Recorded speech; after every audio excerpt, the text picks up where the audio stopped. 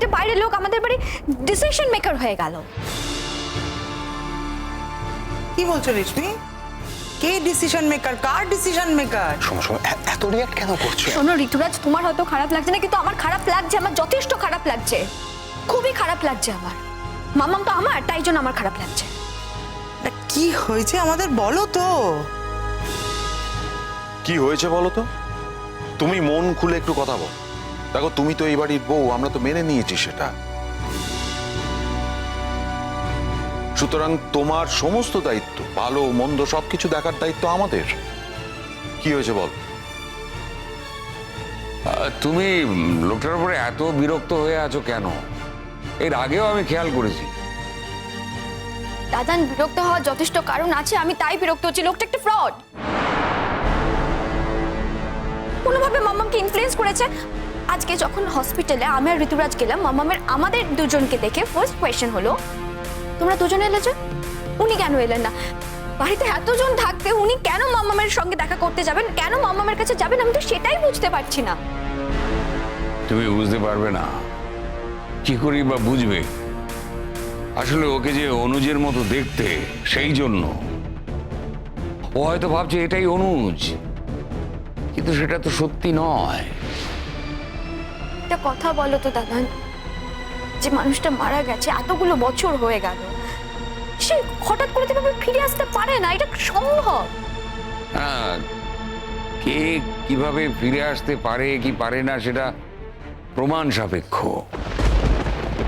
যতদিন না সেটা প্রমাণ হচ্ছে ততদিন একটা ইলিউশন তো কাজ করে। সেক্ষেত্রে ব্যাপারটা আরেকটু সেন্সিবলি ভাবতে হবে। ও কিন্তু ঠিক কথা বলেছে।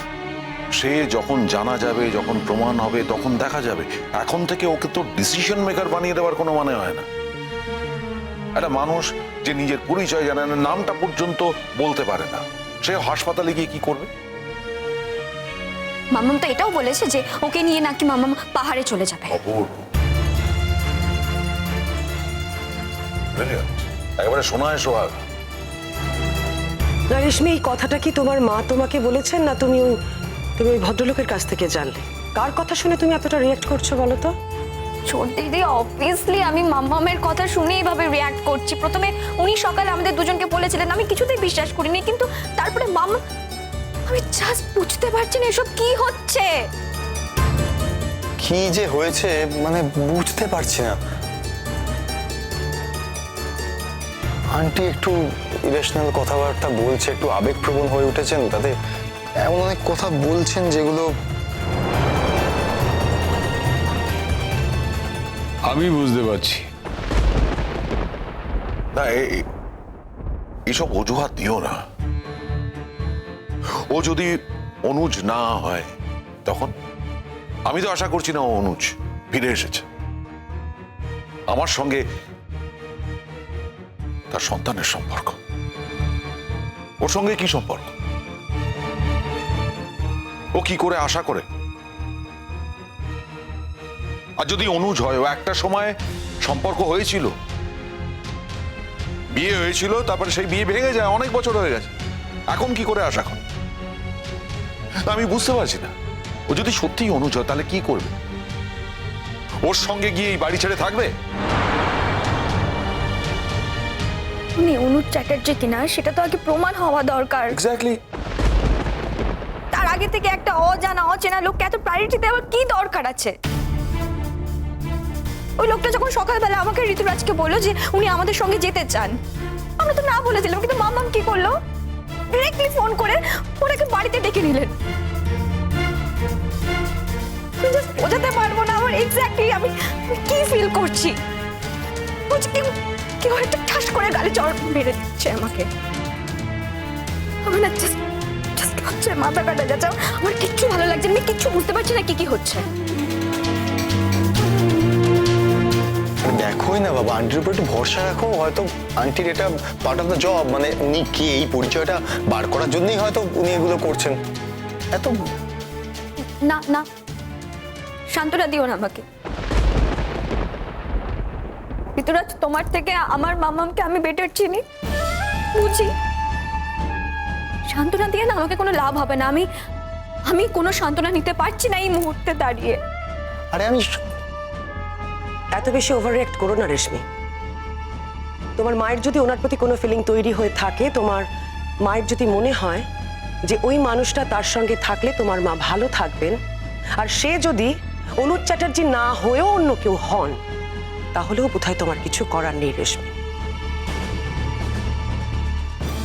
কারণ তোমার মা একজন অ্যাডাল্ট মানুষ, তার সিদ্ধান্তটা তার সম্পূর্ণ নিজের।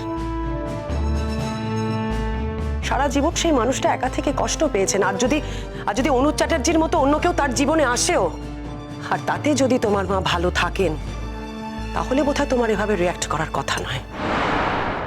এসব কি বলছো বলো তো তোমরা?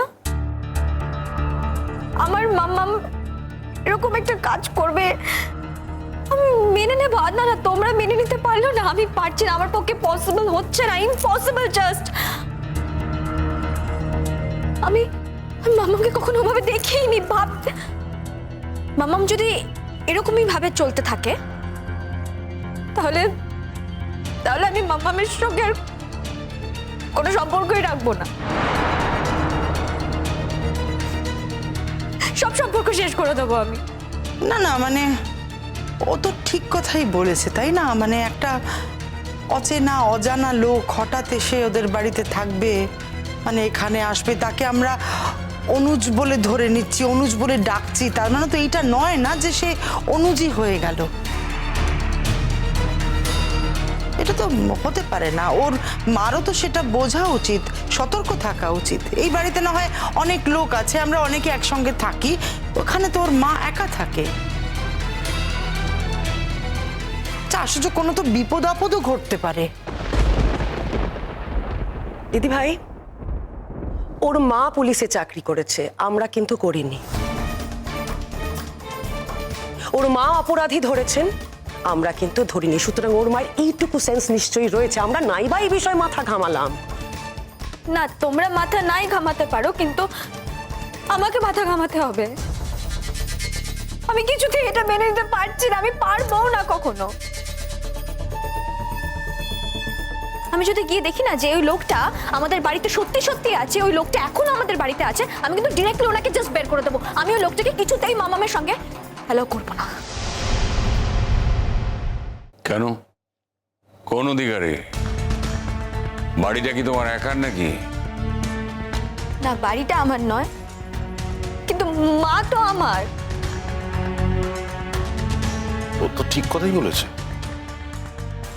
কোন সন্তান তার মায়ের এই আচরণ সহ্য করতে পারে? সম্ভব? আজকে আমার কথাটা শুনতে হয়তো খারাপ লাগছে, কিন্তু গুড্ডি চিরকাল এরকমই। ব্যভিচারী, সরি, কিন্তু এটাই সত্যি। গুড্ডির জন্য শিরিন আর অনুজের সংসার ভেঙেছিল, আজকে আবার একই জিনিস করছে ওর সঙ্গে। ও যেটা পছন্দ করছে না, শুধুমাত্র স্বার্থপর ভাবে নিজের ইচ্ছেটা চাপিয়ে দিচ্ছে ওর ঘাড়ের।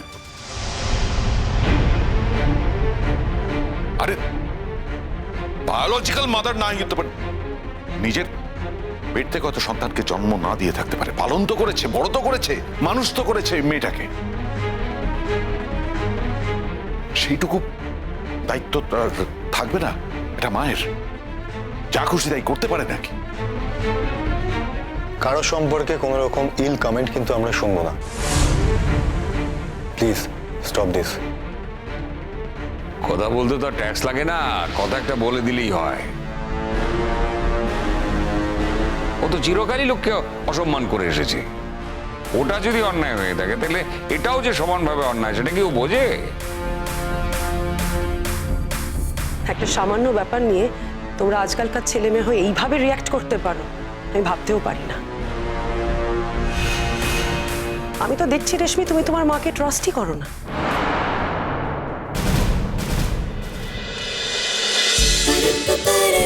गुड्डी गुड्डी